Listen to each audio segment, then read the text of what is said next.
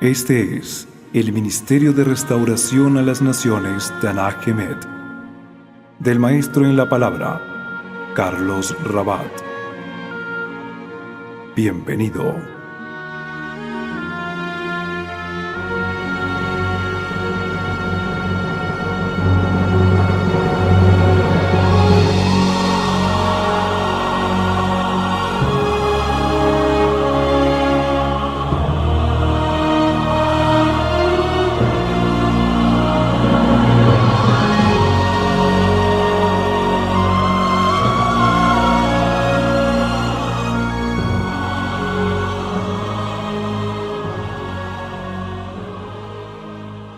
Hace 8 días estábamos hablando, como estamos hablando de las fiestas del otoño, las fiestas del reinado y de la preparación, porque estas son fiestas de preparación.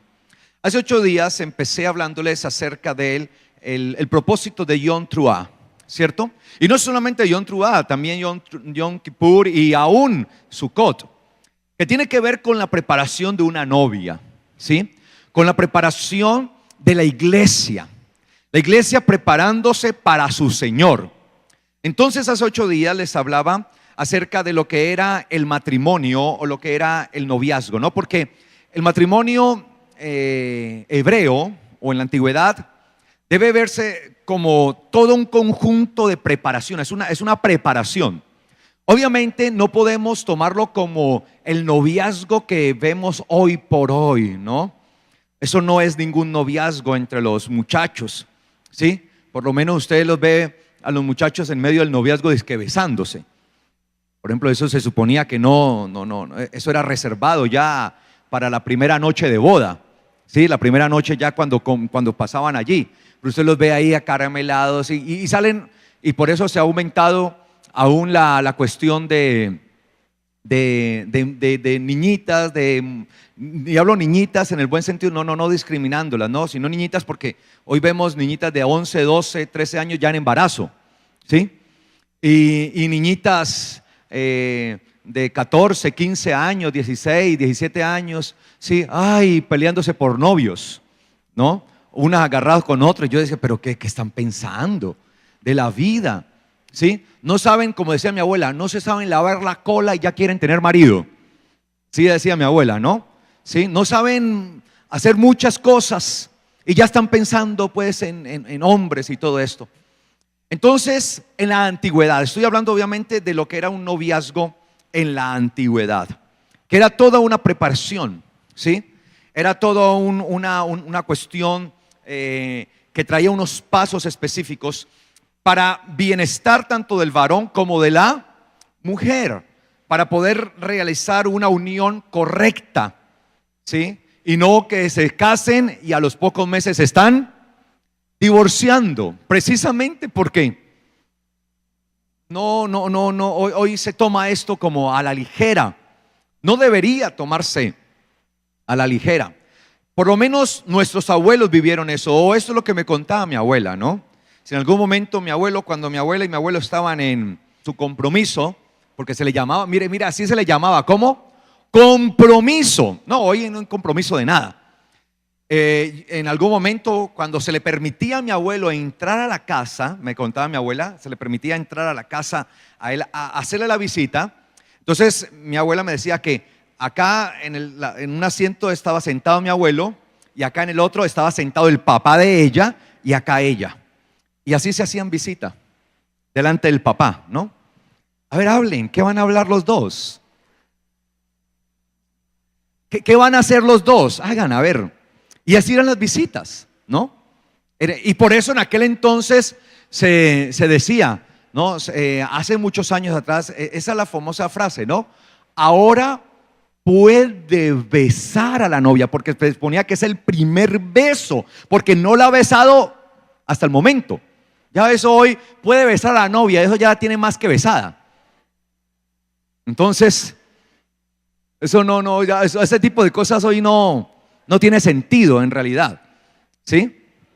Y así era con los abuelos, ¿no? Y el único instante y el papá, que bueno, ya a mucho tiempo, ya 1 hora de visita, ya es mucho, por favor, váyase para su casa, la otra semana lo espero.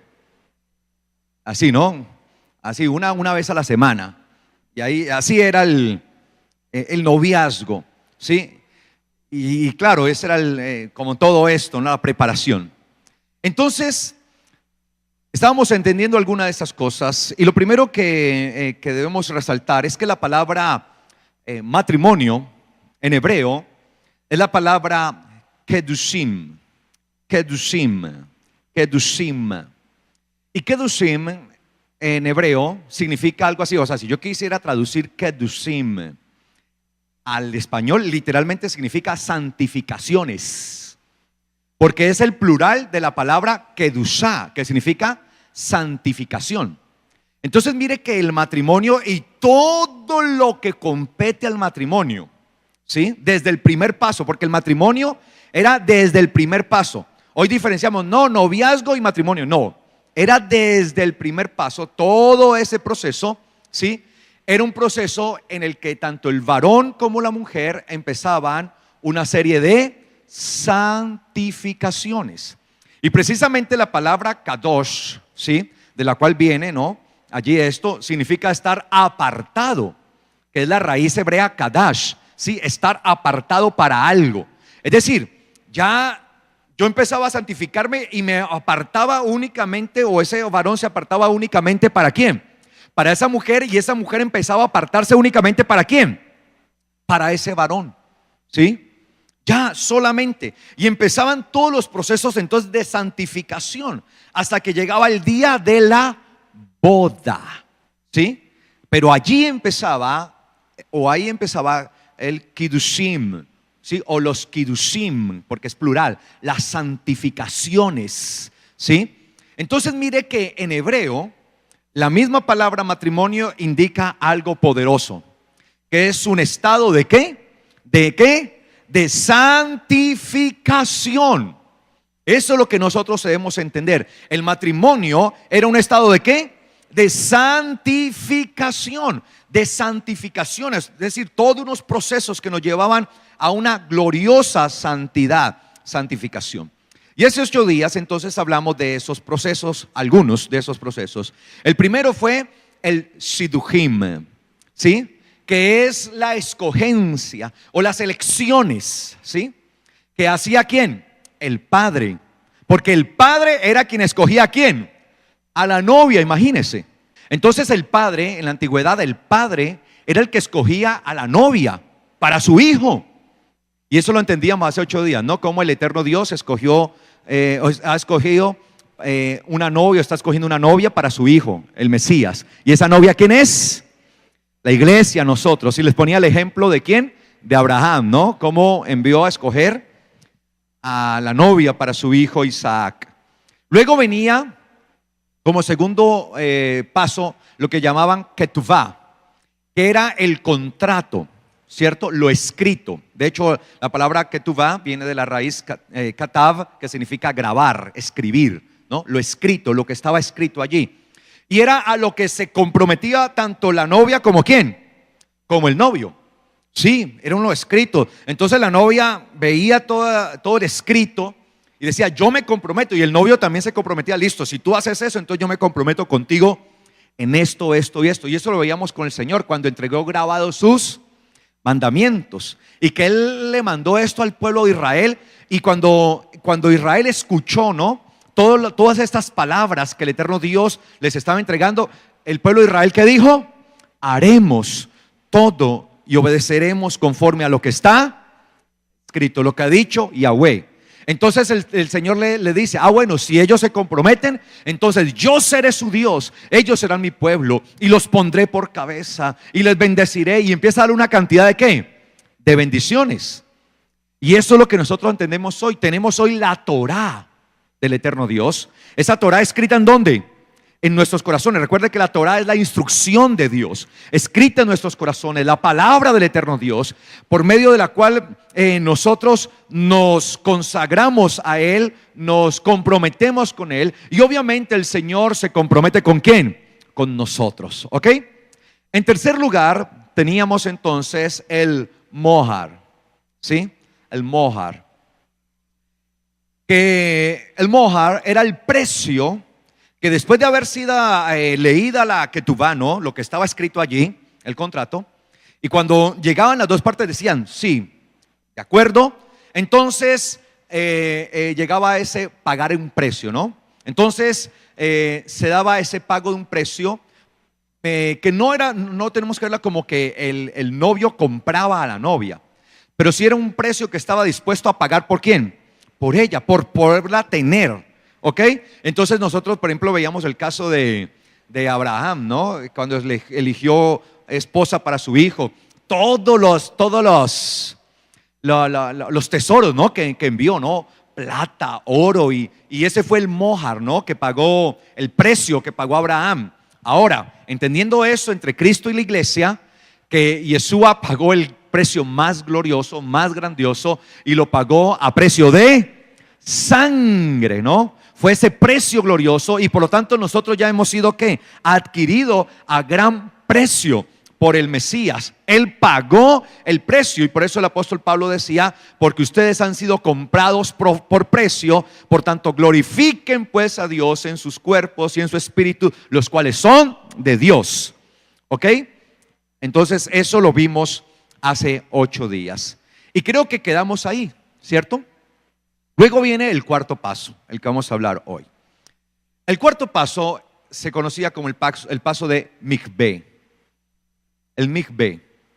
El Mikvé era el paso de purificación, ¿sí? El Mikvé se trataba de una pileta, de una piscina, de un estanque, el cual era usado continuamente en la antigüedad para hacer, ¿qué?, sus purificaciones, para ser purificados. Y algunos de estos ritos, por llamarlos así, de purificación, pues eran acompañados con especias aromáticas, eran acompañados pues con una cantidad de cosas, ¿no?, como para esfoliar la piel de las personas, y dependiendo del tipo de purificación, porque había diferentes purificaciones que se hacían, ¿sí? Había purificaciones de un tipo, de otro. Por ejemplo, cuando alguien recibía una sanidad, entonces iba y se purificaba. Por ejemplo, cuando la mujer salía de su estado de periodo mensual, iba y se purificaba. Por ejemplo, cuando los hombres tenían una relación y eyaculaban, luego de eso tenían que purificarse. Ahora, todo esto también era parte de la cultura y de la preservación de la salubridad ¿de quién? De Israel. Porque imagínense un pueblo en medio viviendo, apenas desarrollándose y no teniendo todas estas normas como de sanidad, pues podía caer de pronto en una situación en la que sencillamente se podía desatar una epidemia, una enfermedad, una cantidad de cosas. Entonces Israel fue siempre instado a esto, ¿no?, a que se purificaran. De hecho, está comprobado hoy por hoy que el lavado de manos de manera correcta con tan solo agua es suficiente para eliminar todo tipo de bacterias. Entonces, por lo tanto, no es la cantidad de jabón que uno se echa, sino la forma, ¿sí?, y la cantidad de agua, como se laven las manos, y el cuidado que se tiene al lavarse las manos. Y cuando uno hace esto, pues de esa manera está destruyendo todas las bacterias. Y ellos estaban, y Dios los había invitado a eso, a ser muy cuidadosos en la forma que se purificaran. Y uno lee eso en Levítico, cómo se purificaban y todo eso. Pero una de las purificaciones que se hacían era la que hacía la mujer el día anterior, ¿sí?, a la boda, ¿no? Ahora, ella empezaba a hacer unos ritos de purificación, quiero darme a entender con esto, ¿sí? Unos ritos de purificación continuos, constantes, pero había uno en especial que era el que se hacía antes, ¿no? Antes de, ¿sí?, antes del día de la boda, antes del día del momento glorioso, antes del momento excepcional, ese momento de gracia, ¿ok? Entonces empezaba a haber todo este tipo de purificaciones. Entonces ella se iba a estar purificando, ¿no? Se tenía que purificar y se iba a estar purificando, porque la purificación debía ser algo que continuo, no solamente en un momento, sino que debía haber algo que continuo. Entonces, esto era lo que se hacía en estas piletas, Entonces la mujer se purificaba, y aún así también el hombre, porque también el hombre entraba continuamente al mikvé, y esto les recordaba que tenían que purificarse porque se habían hecho un compromiso el uno al otro, y había un compromiso. Entonces esta es la purificación del compromiso matrimonial, y era lo que hacía parte del kiddushim o de las santificaciones. Entonces veamos lo que dice Efesios capítulo 5 versículo 23. Dice Efesios 5 23 en adelante, dice: porque el esposo es cabeza de la esposa. Mire, ¿quién es la cabeza? El esposo. En esta ocasión quiero que lo tengamos todo en cuanto a la relación que hay entre el Mesías y ¿quién? Y la iglesia, entre Yeshua y su iglesia, ¿ok? Entonces, el esposo es el Mesías, Yeshua, y la iglesia es ¿quién? La esposa.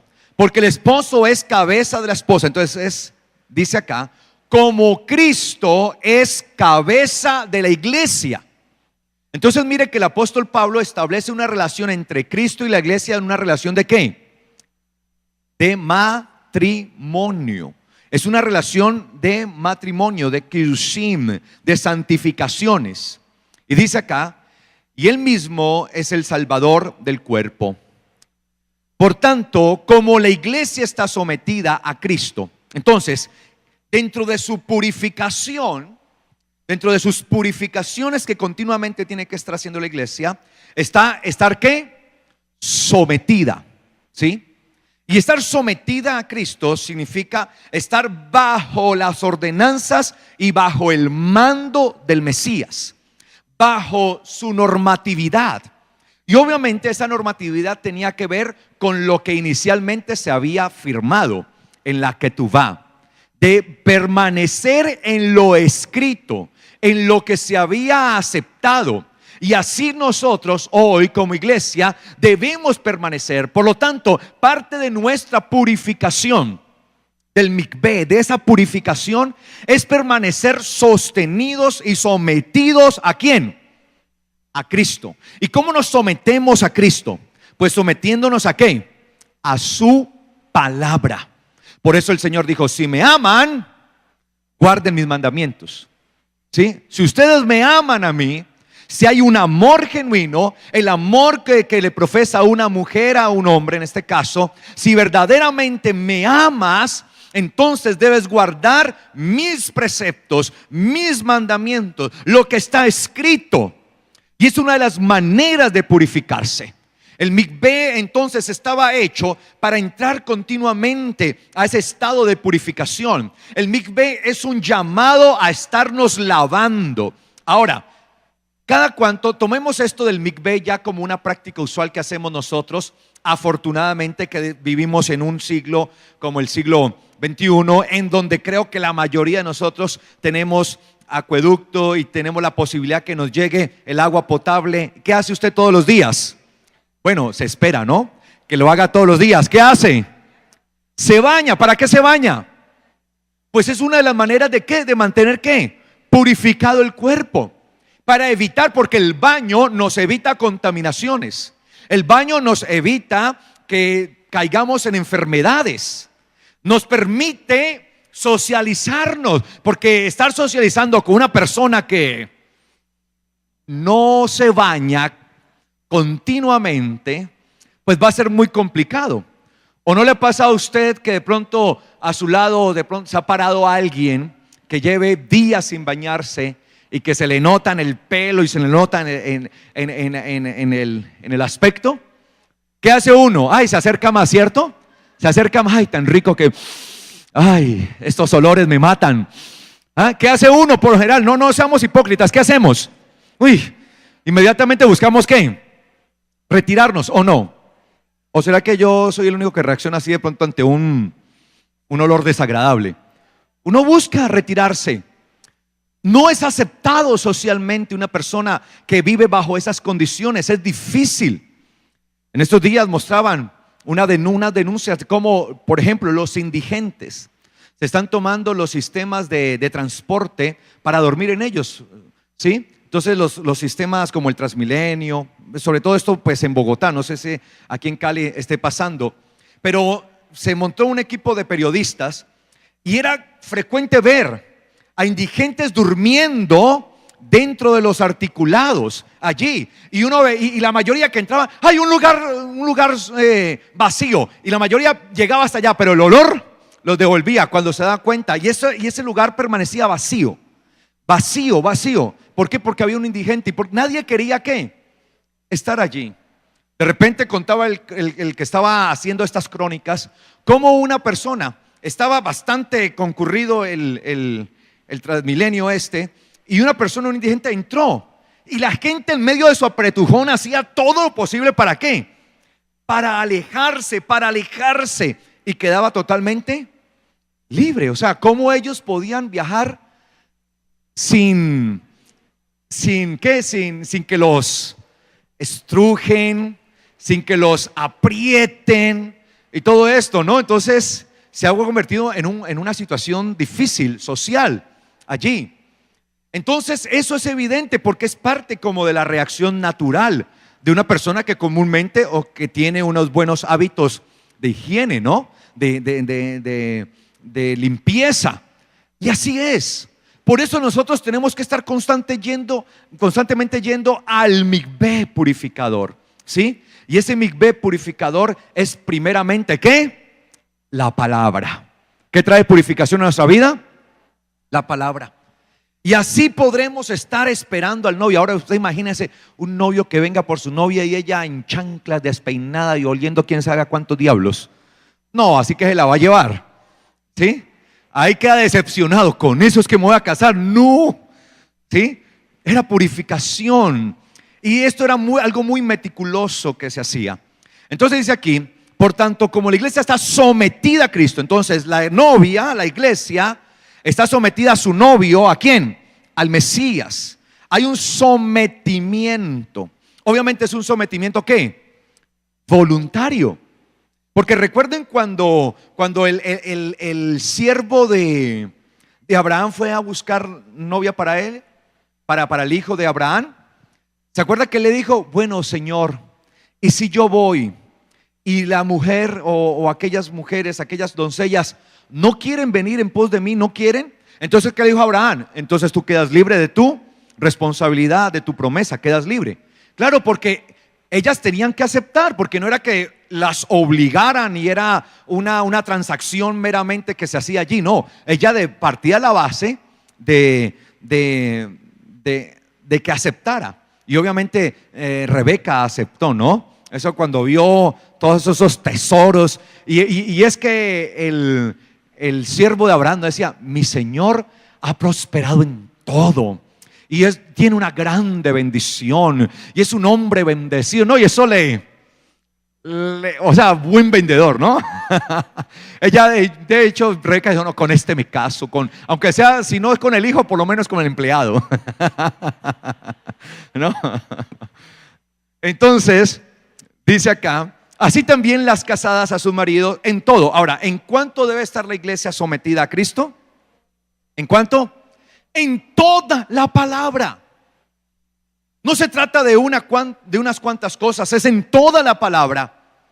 Nosotros como novia del Mesías, y hablo novia porque pues somos la iglesia, no porque ya esté sucediendo algo en mí, algunos cambios, ¿no? ¿Sí? Nosotros somos la novia del Mesías, y como novia del Mesías estamos sometidos en todo. Y todo es todo, no una parte. Estamos sometidos a sus leyes, a sus mandamientos, a sus normas, a sus instrucciones. Y ellas deben ser cuidadosamente guardadas en todo. No podemos estar pensando que tenemos entonces nosotros posibilidad de decir: esto sí lo tomo o no lo tomo. No, el sometimiento es en todo. Y sigue diciendo: los esposos, esto de parte y parte, no, mire, ahora el Mesías, amen a su esposa o a sus esposas, así como el Mesías amó a la iglesia y se entregó a sí mismo por ella. Mire, el amor de nuestro novio, el Mesías, fue tal que se dio, se despojó, se entregó, se sacrificó a sí mismo por nosotros. Es decir, que el amor que el Mesías profiere hacia su iglesia es un amor sacrificial. De ahí que debe ser correspondido con todo nuestro amor. Nosotros debemos estar dispuestos a darnos totalmente. Si el Mesías estuvo dispuesto a darse hacia su novia hasta la muerte, aún muriendo en el madero, para santificar para sí mismo a una novia, ¿cuánto más entonces nosotros tenemos que permanecer fieles al Mesías, fieles a su palabra, sacrificándolo todo por Él, entregándolo todo por Él, dejando todo lo que haya que dejar por el amor que tenemos hacia nuestro novio? Amén. Hacia nuestro Mesías. Ese es el llamado que se hace. Es un llamado continuo, constante, de dejarlo. Por lo tanto, de dejar todo, no dejar al Mesías, sino de dejar todo, dejarlo todo, de renunciar. Porque el sacrificio, el amor es sacrificial, ¿no? El amor es sacrificial. Y si usted no lo sabía, pues hoy se lo digo. Por eso el apóstol Pablo hablaba de eso, ¿no? El amor todo lo puede, todo lo espera, todo lo sufre, ¿sí? Todo lo soporta.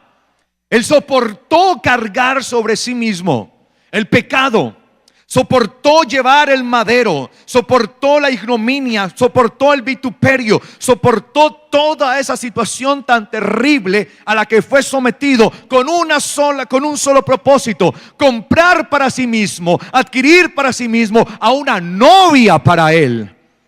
Y si él estuvo dispuesto a darlo todo, nosotros debemos estar dispuestos a darlo todo por el Mesías, por el Señor, por Yeshua, nuestro amado Salvador. Y dice acá: así como Cristo amó a la iglesia y se entregó a sí mismo por ella. ¿Para qué? Para santificarla. Es decir, que el propósito de todo esto fue ¿qué? La santificación, precisamente. ¿Para qué? ¿Para qué hizo todo eso? ¿Para qué? Santificarla. Es decir, para poderse ¿qué? Casar con ella. Porque recuerde que la palabra matrimonio en hebreo es kedushim, santificaciones, ¿sí? Para poderla tener santificada, para que hiciera sus procesos de santificaciones. Es decir, esto que el apóstol Pablo está hablando acá es una expresión hebraica. Él, como hebreo, como judío, está usando una expresión hebraica en el sentido que dice: para sí mismo, se entregó a sí mismo por ella para santificarla. Es decir, para poderla llevar ¿al qué? Al matrimonio, para poder concretar con ella todo un vínculo matrimonial. Es lo que está diciendo el apóstol Pablo. Y sigue diciendo acá: ¿y cómo lo hizo? Habiéndola ¿qué? Purificado, mire, mikveh, en el lavamiento del agua por la palabra. ¿Cuál es nuestro mikveh? En el que nos profundizamos y nos santificamos. ¿Cuál es? ¿Cuál es el mikveh suyo? Recuerda que el mikveh era una pileta, ¿no? Una piscina, pues, para llamarlo allí, con agua limpia. Tenía que ser agua, no podía ser agua estancada, ¿no? Porque el agua estancada se daña, se descompone. Tenía que ser un agua corriente, que corriera, que fluyera, ¿sí? Entonces, ¿cuál es nuestro mikveh por el cual hacemos el lavamiento de nuestra purificación? ¿Cuál es? La palabra. Y todos los días, ¿qué tenemos que hacer? Sumergirnos en el mikveh. Porque se suponía que la persona se sumergía, no era una piscina. ¿Precisamente para qué? Para sumergirse en ese lavamiento, porque la palabra es el agua del mikveh que limpia nuestro pecado, por medio de la cual el Señor hace su obra purificadora. ¿Cuántos dan gloria a Dios por su palabra? El día que usted deje de entrar al mikveh, ese día empieza ¿a qué? Empiezan los olores a alborotarse. Y no espere a estar en la indigencia espiritual, porque el no uso del mikveh lo llevará a uno a la indigencia espiritual, a volverse un indigente, y ya después de eso ya no va a querer volver a bañarse. ¿Sí me hago entender? ¿Sí me estoy dando a entender cómo es esto? De la preparación del regreso del Señor, porque esto era para preparación del novio. Ya les voy a hablar de esto. Entonces, dice acá: para santificarla, entonces, para llevarla al matrimonio, al Kiddushim, para llevarlo al matrimonio, habiéndola. O sea, ¿cómo llega uno al matrimonio? A la consumación de tal, habiéndose ¿qué? Purificado primeramente a través del agua. Es decir, esto que era conocido como el mikveh, que para nosotros el mikveh nuestro es ¿qué? La palabra. ¿Cuál es nuestro mikveh? La palabra. Esa es su piscina. Y esta es agua de vida. Esta no es agua estancada, es agua que purifica. Por lo tanto, todos los días acostumbra a entrar a su mikveh, a la palabra, y ahí hallará purificación. Amén. Y sigue diciendo, a fin de presentar la iglesia para sí mismo. Claro, es decir, él está pensando en ese momento glorioso, ¿no? Ya de la boda, ¿sí? Claro, él quiere una novia que esté ¿qué? Bien limpiecita. Imagínese una novia que llegue harapienta, andrajosa al altar. Por lo general es lo contrario, ¿no? Si hay un momento en donde la mujer deja sacar toda su vanidad, y hablando vanidad en buen término, ¿cierto? No juzgando, no que eso sea malo. Claro, eso es algo hermoso y eso es bíblico, ¿no? Y así lo hacían, ¿no? Se preparaban. No, por eso las mujeres el último día antes de su matrimonio, por lo general todas ellas se ponen lo dicen, ¿no? ¿Se ponen qué? En remojo, ¿no? Voy a estar en remojo. No, y eso le untan y le pin y por acá y hay algunas, ¿no? Y que se echan aceites y esto acá y aromas y cuando uno ve a la novia entrar uno, wow, uy, más que nunca me quiero casar, Señor. Uno solamente está pensando ya que pase la boda, que pase rápido, que pase la boda ya. No está no, que llegue el momento donde uno quiere fundirse con la novia. Ese momento de intimidad donde llegan a ser uno, y de eso lo vamos a hablar. Entonces dice acá, dice, a fin de presentar la iglesia para sí mismo, gloriosa, sin que tenga ¿qué? Mancha ni arruga. Se trata de cuidar todos los detalles en el matrimonio, ¿no? Y usted le lleva y le jala aquí y que no. Y sobre todo cuando eso más que todo se ve, por ejemplo, en los matrimonios de la realeza, lo ha visto, ¿no? Todo es tan sincronizado, todo es, o sea, todo, ¿sí? De hecho, dentro de los matrimonios de la realeza, los protocolos es que la única que puede entrar, ¿sí? Después de la reina o del rey, ¿es quién? La novia, imagínense, ¿ah? Ella entra la reina, es la última, porque ya es el centro, ¿no? Y están todos los invitados ya dispuestos y todo es calculado y todo es medido y es una cosa para cada cosa los protocolos, porque es algo glorioso. Y así deberíamos nosotros de verdad entender el matrimonio. O sea, si uno no puede preparar un matrimonio con todo lo que requiere, quiere decir que no está preparado económicamente para sustentar a una mujer. Por lo tanto, no le haga ese mal a esa mujer. ¿Cierto? Hay algunos que desde que casan, usted compre su anillo, yo compro el mío. No, imagínese, ¿ah? No, ahí ya empezamos mal. Ahí ya empezamos mal. Una iglesia gloriosa, sin que tenga mancha ni arruga, ni cosa semejante a esto. O sea, las manchas y las arrugas son tipo y sinónimo de ¿qué? Del pecado, ¿no? Del pecado. Mancha y arruga es sinónimo de ¿qué? De pecado. Ni cosa semejante, o sea, de las carnalidades, las cosas de este mundo, las mundanalidades, sino que sea ¿qué? Santa. Kedushá, ¿no? Santificación, que sea ¿qué? Santa. Claro, porque se ha preparado, santa, de ahí el término matrimonio. Por eso es que uno puede entender el término matrimonio en hebreo, kiddushim, santificaciones. Claro, la palabra matrimonio no dice como mucho respecto a eso, no entiende, pero cuando uno lo ve desde el hebreo, kiddushim, santificaciones. Es un santificarse tras santificarse. Como dice la palabra, el que es santo, santifíquese aún más. ¿A qué ha sido llamada la novia? A santificarse, purificándose en el lavamiento.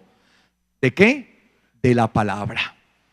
Entonces, ¿cómo hallamos nuestra santificación? Purificándonos a través del lavamiento de la palabra. Entonces, así podemos ser presentadas ante el eterno Dios como una novia, ¿cierto?, preparada para Él, que está en un estado de ¿qué? De santidad, sino que sea santa y sin mancha, es decir, impoluta, ¿sí?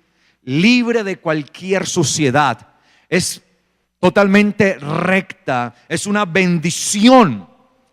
Y eso es lo que se espera que entre por el altar. Eso es lo que se espera. Y dice acá: así los esposos deben amar a sus esposas como a sus mismos cuerpos. El que ama a su esposa se ama a sí mismo, ¿sí? Es decir, que el Señor, ¿sí?, demuestra su amor hacia Él mismo amando ¿a qué? A su novia, a su iglesia. Porque ninguno aborreció jamás su propio cuerpo, al contrario, lo sustenta, cuida, como también Cristo a la iglesia. Entonces, ¿en qué se compromete el Mesías con nosotros? En cuidarnos y sustentarnos. Como un esposo debe hacer con su esposa, que debe ¿qué? Cuidarla y sustentarla. Ese es el propósito. Es decir, la iglesia se va preparando para entregarse a aquel que le cuida y le sustenta. ¿Quién es su cuidador? ¿Quién es su sustentador? El Mesías. Él es quien cuida y sustenta de la iglesia. En Él está nuestro sustento. Él es nuestro sustento, nuestro sostenimiento. Y sigue diciendo aquí: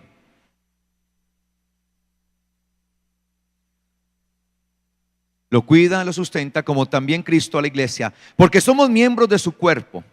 Por esto dejará el hombre a su padre y a su madre, y se unirá ¿qué? A su mujer, y los dos serán una ¿qué? Sola carne. Y mire que está hablando todo esto en términos del matrimonio, Kiddushim, de esas santificaciones. Grande es este misterio, dice el apóstol Pablo, pero yo digo esto respecto a Cristo y la iglesia, de ser uno, Cristo y la iglesia. Por lo demás, ustedes también, cada uno en particular, ame a su propia esposa de la misma manera que a sí mismo, y que la esposa respete al esposo. Es decir, lo que le compete al marido es que amar a su esposa. Pregunta: ¿ya fuimos amados por el Señor? ¿Sí o no? ¿Fuimos amados? ¿Hemos sido amados por Él? ¿Hemos recibido su amor eterno? Con amor eterno te he amado, dice el Señor. Y Él nos sigue amando y su amor está desbordando. Por lo tanto, lo que debe hacer la iglesia hacia su amado, ¿qué es? Respeto. Y el respeto no es otra cosa que la sujeción y el sometimiento a su palabra, ¿sí? A sus normas. ¿Cómo puedo yo decir que respeto a alguien cuando sencillamente no hago conforme a lo que se supone que debe hacer? Por lo tanto, el deber de la iglesia es mantenerse en el continuo respeto, es decir, cuidando de hacer conforme a lo que está establecido por su novio, por su esposo, por su marido, que es ¿quién? El Señor. Es cuidando de eso. Ese es el respeto que nosotros debemos entregar a nuestro Señor. El respeto que tiene que haber hacia Él, cuidando de hacer conforme a sus preceptos, cuidando de hacer conforme a su voluntad, cuidando de hacer conforme a lo que Él ha dicho. Ahora bien, cuando nosotros como novia, ¿sí?, estamos en esto, entonces empieza a verse una serie de cosas. Quiero que vayamos por favor a Apocalipsis 21:2. ¿Quién es la novia del Cordero? Y aquí vamos a aprender algo que espero que lo aprendamos bien. Apocalipsis 21:2. ¿Lo tiene? Dice: y vi que descendía del cielo de Dios la ciudad santa, ¿sí? Polis Hagios, la ciudad santa. Una nueva Jerusalén, dispuesta como una esposa ataviada para su esposo. Entonces pregunto, ¿quién es la novia? ¿Quién es la novia según lo que acabamos de leer? La nueva Jerusalén. O sea, ¿la novia es quién? La nueva Jerusalén. La novia es la nueva Jerusalén. ¿Cómo así no estamos diciendo que la novia es la iglesia? Sí, la novia es la iglesia. La novia es la nueva Jerusalén. La nueva Jerusalén es la novia, la iglesia. Cuando nosotros hablamos de la nueva Jerusalén, en realidad estamos hablando del pueblo escogido por Yahweh. No estamos hablando de un territorio geográfico, sino de un pueblo, polis haios. La palabra polis, ciudad, pero también significa pueblo, pueblo, ¿sí? Pueblo santo. El pueblo santo es la nueva Jerusalén. Por lo tanto, nosotros tendremos entrada a pertenecer al pueblo santo si nos comportamos como una novia que espera a su novio, que se está purificando. Por lo tanto, mis amados, les tengo la noticia aquí que la nueva Jerusalén se está hablando de la congregación, está hablando de la iglesia. Sigamos. Dice acá que Juan veía esto y dice que venía dispuesta como una esposa ataviada para su esposo. Y oí una gran voz procedente del trono que decía: he aquí el tabernáculo de Dios en medio de los hombres. La nueva Jerusalén, la iglesia, entonces también es ¿qué? El tabernáculo, porque es el lugar donde reside ¿quién? La presencia de Dios. Por eso nosotros hemos sido llamados a constituirnos en una casa donde habite la presencia del Señor. Y por eso es que el apóstol Pedro dice que nosotros somos pueblo escogido, ¿no? Nación santa, real sacerdocio. Somos este pueblo escogido donde el Señor mora. Y dice acá: he aquí el tabernáculo de Dios en medio de los hombres, y morará entre ellos, y ellos serán su pueblo suyos, y Dios mismo estará con ellos, y enjugará, limpiará, secará toda lágrima de sus ojos, y ya no existirá la muerte, ni habrá llanto, ni clamor, ni dolor, y las primeras cosas pasaron. Y el que está sentado en el trono dijo: he aquí que hago nuevas todas las cosas. Y dijo: escribe, estas palabras son fieles y verdaderas. Y me dijo: hecho está, yo soy el alfa y el omega, el principio y el fin. El que tiene sed, le daré gratuitamente del agua de la vida. El que venza heredará estas cosas. Le seré por Dios y me será por hijo. La promesa que había hecho desde un principio, ¿a quién? A su siervo Abraham: ustedes serán mi pueblo, yo seré su Dios, pero si permanecen en mis mandamientos, en mis leyes, en mis estatutos. Por lo tanto, es aquel que es parte del pueblo de Dios, es porque vive conforme a sus mandamientos, sus estatutos. Y sigue diciendo acá, dice: el que venza le dará estas cosas, y le seré por Dios, y él será mi hijo, por hijo. Pero los cobardes e incrédulos y abominables y homicidas y fornicarios y hechiceros e idólatras y todos los mentirosos tendrán su parte en el lago que arde con fuego y azufre, que esta es la segunda muerte. Y vino uno de los 7 ángeles que tienen las 7 copas llenas de las 7 plagas postreras, y habló conmigo diciendo: ven, te mostraré a quién, a la novia, la esposa del Cordero. Y me llevó en espíritu a un monte grande y alto, y me mostró la ciudad santa Jerusalén, descendiendo de Dios, del cielo de Dios, que tiene la gloria de Dios. Su fulgor es semejante a una piedra preciosísima, como piedra de jaspe, transparente como el cristal. La nueva Jerusalén en realidad es una simbología y es una tipificación de la novia gloriosa, de la iglesia en estado de gloria, de la iglesia en el estado de haber vencido, de victoria. Por eso dice: el que venza heredará. Sí, el que venza.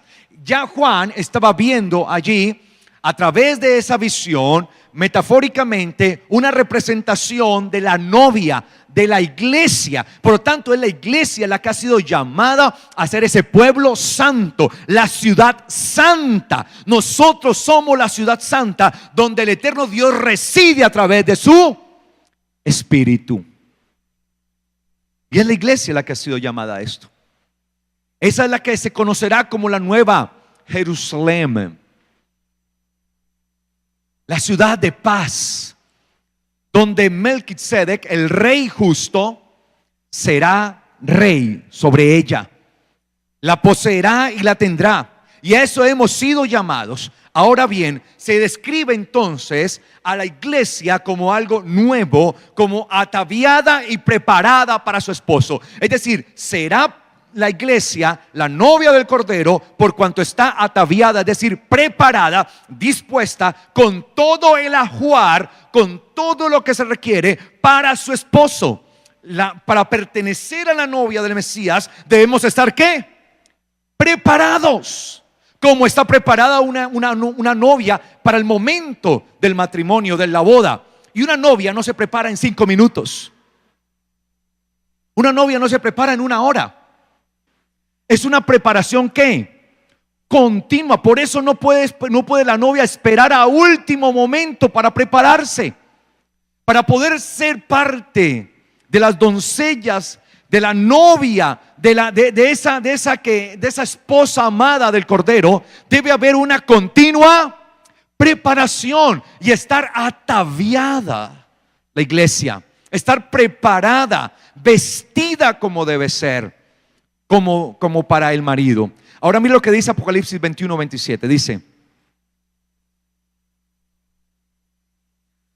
no entrará en ella ninguna cosa inmunda, en la nueva Jerusalén. Está hablando de la nueva Jerusalén, Apocalipsis 21:27.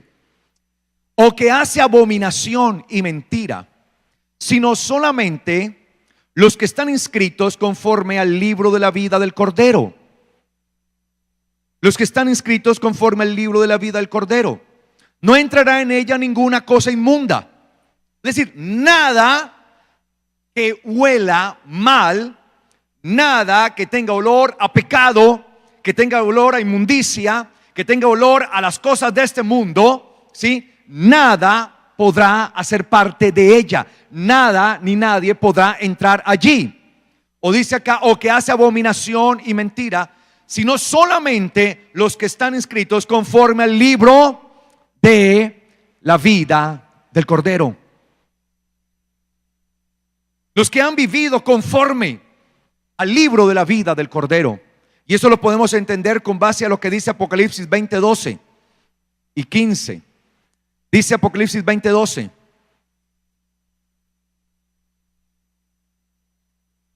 vi a los muertos, grandes y pequeños, de pie ante Dios, y los libros fueron abiertos, y otro libro fue abierto, el cual es el libro de la vida, y fueron juzgados los muertos conforme a las cosas que estaban escritos en los libros, según sus obras. Y el que no se halló inscrito conforme al libro de la vida fue lanzado al lago de fuego. El libro de la vida tiene que ver con su palabra.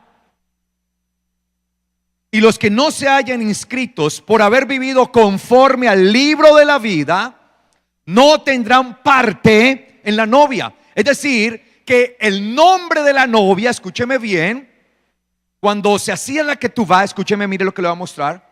Cuando se hacía la ketubá, ella aceptaba y el novio aceptaban. Lo último que hacían era ¿qué? Después de ser aceptada, ¿qué se hacía? Se escribía el nombre de la persona, de la novia, perdón, ahí de la persona, pues sí, de la persona de la novia, se escribía, y del novio quedaban allí los inscritos, como constancia de que ellos iban a hacer conforme a ¿qué? A lo que estaba establecido. El novio se comprometía a bendecir a su novia y la novia se comprometía a hacer lo que estaba escrito. Cuando la novia decía acepto lo que está escrito en la ketubá, su nombre era ¿qué? grabado sobre la ketubá. Era grabado sobre la ketubá, sobre el escrito. Por lo tanto, ella con eso estaba afirmando que al estar inscrita era porque iba a hacer ¿qué? Lo que decía allí. Si la novia no permanecía en las palabras que estaban allí escritas, tanto de novia como casada, entonces era donde salía un edicto de ¿qué? De divorcio, en el cual se decía todo lo que la novia había ¿qué? Infraccionado, violentado, no había vivido conforme a eso, ¿sí? Y ¿sabe lo que se hacía? Su nombre era quitado, borrado de la ketubá, porque no vivió conforme a lo escrito en el libro. Es decir, que nuestro nombre estará escrito si nosotros vivimos conforme a ¿qué? A la palabra. No se trata de decirle en una oracioncita: Señor Jesús, escribe mi nombre en el libro de la vida, amén, ya soy salvo, como comúnmente se hace. Usted no ve que aquí alguna vez me dijo: ay pastor, aquí ¿por qué no hacen el llamado de fe? Yo, ¿qué es llamado de fe? Sí, para que la gente diga la oración de fe, para que le escriban el nombre en el libro de la vida. Yo le dije: eso no es bíblico, hermana. Ay, como así lo hacen en todas las iglesias. Sí, pero nosotros aquí hacemos conforme a la palabra. Porque cuando la ketubá estaba grabada y la persona aceptaba y decía acepto, la mujer decía acepto, su nombre era puesto en la parte de abajo como testimonio a que iba a cumplir toda esa ketubá. Pero si la quebrantaba algo en ella, salía otro edicto, otro libro se abría, en el que se escribía todo conforme a sus obras. ¿Qué quebrantó? Quebrantó esto y esto y aquello, y se borraba su nombre de la ketubá. Por eso dice acá, ¿me estoy dando a entender? ¿Sí me estoy dando a entender cómo es esto? ¿Sí estoy claro o lo estoy enredando? Sí, estoy enseñando bien, correctamente. Ok, dice acá,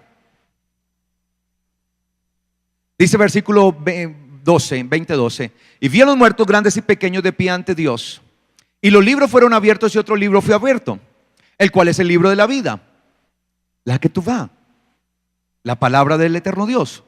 Y fueron juzgados los muertos por las cosas que estaban escritas en los libros según sus obras. Ahora, ¿por qué se abrieron varios libros? Porque acá se está juzgando a los que no vivieron conforme a ¿qué? A la palabra. Entonces estaba la ketubá, el libro de la vida, o sea, el compromiso. Pero se abrían los otros, que eran las cartas de ¿qué? De divorcio, que eran los que atestiguaban que había quebrantado ¿qué? La ketubá a la que se había ¿qué? Comprometido. ¿Sí me hago entender? ¿Sí me hago entender? Entonces dice acá Apocalipsis 20:15: y el que no se halló inscrito, 20:15, en el libro de la vida. Es decir, ¿dónde debemos aparecer inscritos? En el libro de la vida. Pero no somos inscritos porque digamos: inscribe mi nombre en el libro de la vida y no lo borres jamás. No, porque a veces se hace ese tipo de oración, ¿no? Señor Jesús, te pido que hoy escribas mi nombre en el libro de la vida y no lo borres jamás. No se trata de que si Él lo borra o no la borra. Somos nosotros los que lo borramos o no, hacemos que se borre o no. Ahí está la ketubá. Simplemente yo debo hacer lo que está ¿qué? Escrito en el libro de la vida. Y el libro de la vida es ¿qué? La palabra del eterno Dios, su ley, su Torah. Ese es el libro de la vida. Y si mi nombre está escrito allí, quiere decir que parece como testimonio, queda escrito porque yo hice conforme a lo que decía el libro de la vida, actué conforme a ese libro de la vida, y por lo tanto no será borrado de allí, porque mantuve mi palabra, permanecí fiel como una novia que permanece fiel a su novio. Amén. ¿Cuántos quieren permanecer fieles? Amén.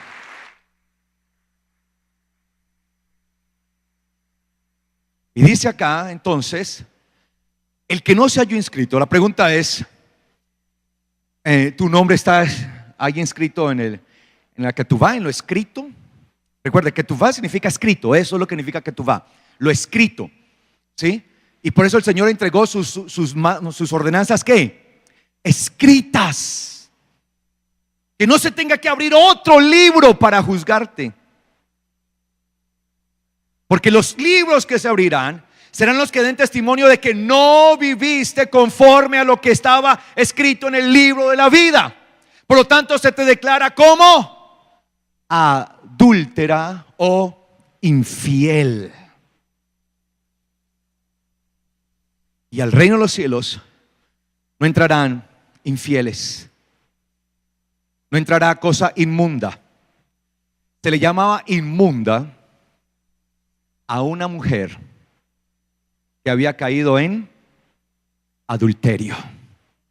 Por eso dice el versículo 11, el versículo 27, disculpe, el capítulo 21 de Apocalipsis: no entrará en ella, es decir, no pertenecerá a ella cosa inmunda o que hace abominación y mentira.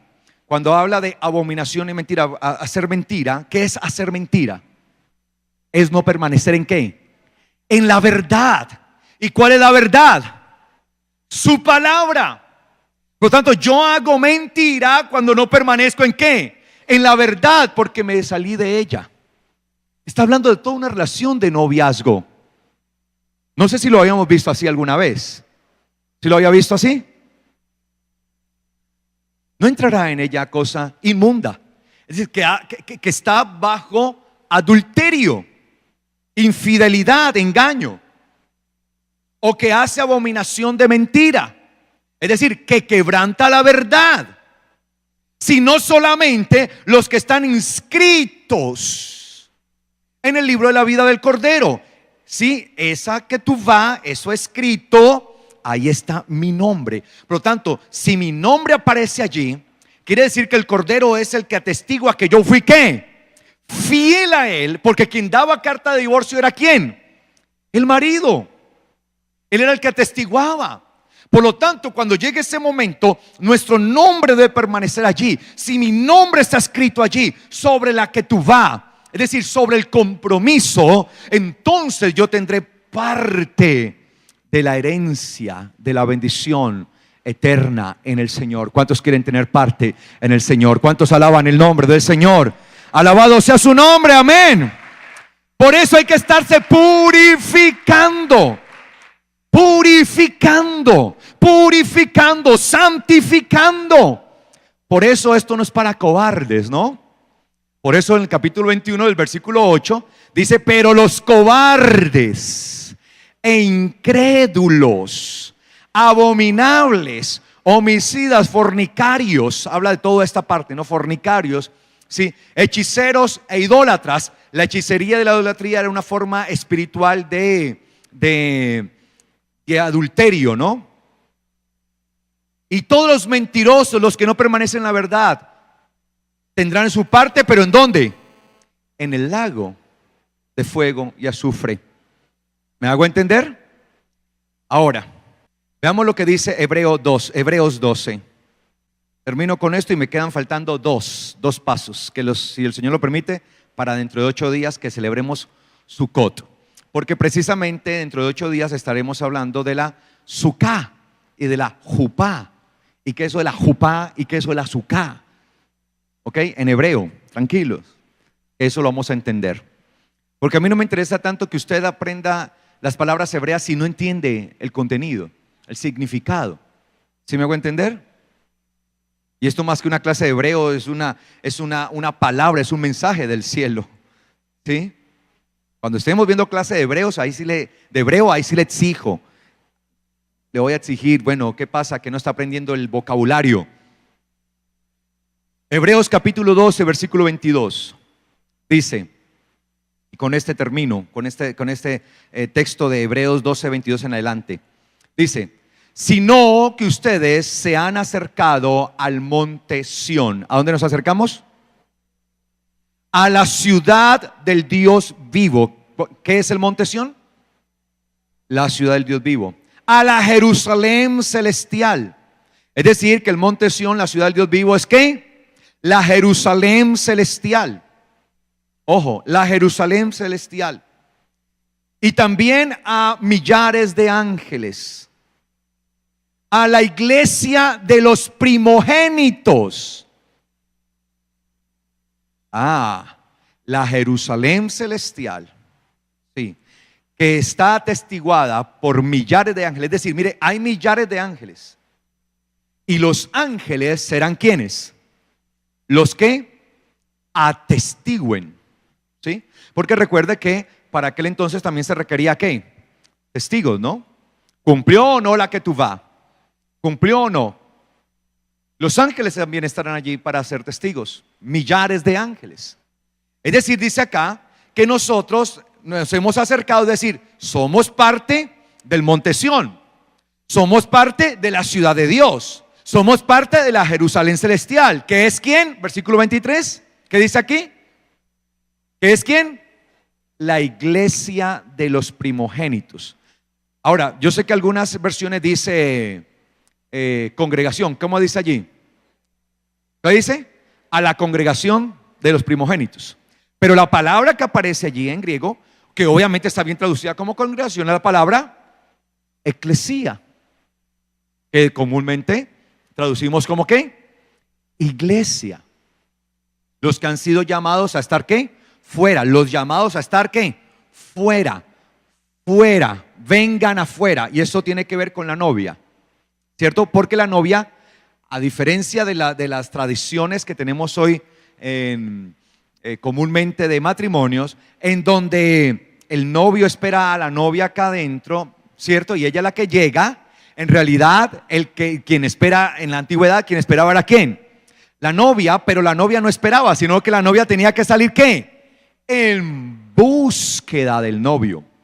Cuando escuchaba la voz que decía, viene el novio, eso lo voy a hablar dentro de 8 días, cuando se daba la voz del amigo del novio que decía, viene el novio, y se tocaban las trompetas, la novia sabía que ya venía, estaba próximo, ya tenía que salir al encuentro de él. Pero eso lo vamos a ver dentro de 8 días, eso no es tema de ahora. Entonces dice aquí, a la iglesia, a la que ha sido llamada, ¿a qué? Ven afuera, ven afuera. Eso significa iglesia, eclesia, afuera, ¿sí? Eclesia, ¿sí? Los llamados, ¿sí? Afuera. A la iglesia de los primogénitos inscritos en los cielos. ¿Dónde está la ketubá nuestra? La ketubá, la iglesia, ¿dónde está? Está atestiguada ¿desde dónde? Desde los cielos. O sea, el contrato es un contrato ¿qué? Celestial. No es cualquier tipo de contrato. Es un contrato celestial el que nosotros tenemos, mis amados. Por lo cual hay que estar preparado ante el llamado, que pronto sonará la trompeta que dice, viene el novio, y las que estén preparadas sabrán ¿qué? A recibirlo. Yo quiero estar preparado. ¿Cuántos quieren estar preparados? Apercibidos, ataviados como una novia, porque pronto va a sonar la trompeta. Por eso prepárese, mi amado. Y dice acá, a la iglesia, a los primogénitos inscritos en los cielos. Pero somos inscritos ¿por qué? Porque estamos cumpliendo ¿qué? La ketubá. Amén. La estamos cumpliendo. Es decir, lo escrito, lo establecido por el eterno Dios. Dice aquí, los inscritos en el cielo, a Dios, juez de todos, y a los espíritus de los justos hechos perfectos, y a Jesús, mediador del nuevo pacto. Es la nueva alianza. Claro, Él hace una nueva alianza con una nueva Jerusalén. O sea, si va a haber una nueva alianza, tiene que haber una nueva Jerusalén, la cual no se trata de una región geográfica, sino que se trata de un pueblo escogido por el Señor. Y para Él es el nuevo pacto, la nueva alianza, la ketubá. Es la alianza allí, la promesa. Y dice acá, 24, y a Jesús, el mediador del nuevo pacto, y a la sangre del rociamiento que habla mejor que la de Abel. ¿Cuál es esa sangre del rociamiento que habla mejor que la de Abel? Que da mejor testimonio que el de Abel. ¿Cuál? La sangre del Mesías, que ese es el nuevo pacto. Sangre del nuevo pacto, dijo el Señor. Esta es la copa, la sangre, en mi sangre del nuevo pacto. Y sigue diciendo acá, miren, no desechen al que habla. O sea, no desechen al que habla. Porque si no escaparon aquellos que desecharon a los que los amonestaban en la tierra, mucho menos nosotros, si volvemos la espalda al que nos habla desde los cielos. O sea, en los cielos hay testimonio, cuya voz sacudió la tierra en ese tiempo, pero ahora ha prometido diciendo: una vez más yo conmoveré no solo la tierra, sino también el cielo. Y una vez más, indica la remoción de las cosas movibles como criaturas que son, para que permanezcan las inconmovibles, es decir, las cosas eternas. Todo esto en algún momento va a ser removido, por lo cual, recibiendo un reino inconmovible, un reino de sacerdotes, obviamente, mantengamos la gracia mediante la cual sirvamos a Dios de manera que aceptable. ¿Cómo debe servir una novia a su novio? De manera que aceptable, con reverencia y temor, porque nuestro Dios es fuego consumidor, es decir, que Él es celoso. Claro, Él es celoso. Y el celo de Dios hacia su novia, ¿sí?, es que ésta permanezca conforme a lo que está ¿qué? Escrito. Es el celo de Él.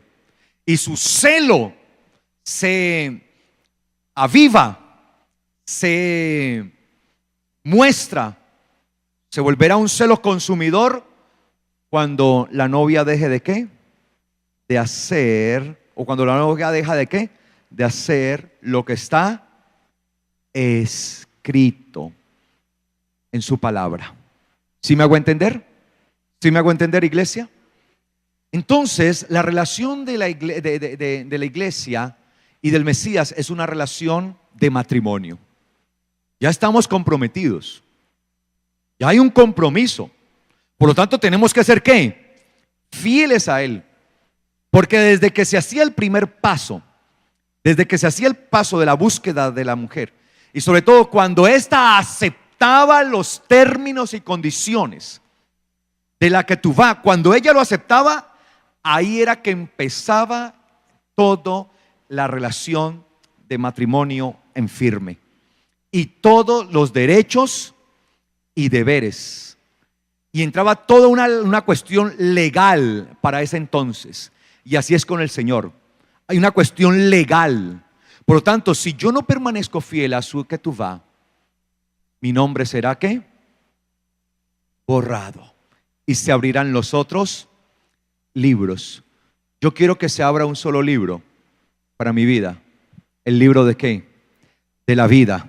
Y que en la parte de abajo, así sea la de más abajo, no me interesa si es la última linecita y lo escriben allí como cuando uno, ¿se acuerdan del cuaderno que la última hoja y uno ahí? No me importa, así aparezca en la última linecita, en el último bordecito, aparezca mi nombre como confirmación de que fui fiel a mi marido, a mi novio, al Mesías, a Yeshua, mi amado, a quien quiero amar toda mi vida, como lo decíamos hoy, amarte solo a ti. ¿Cuántos quieren amar al amado celestial? ¿Cuántos quieren estar escritos en su libro? Colóquese de pies esta mañana y alaba el nombre del Señor, que pronto llegará la fiesta. Pronto llegarán las bodas del Cordero.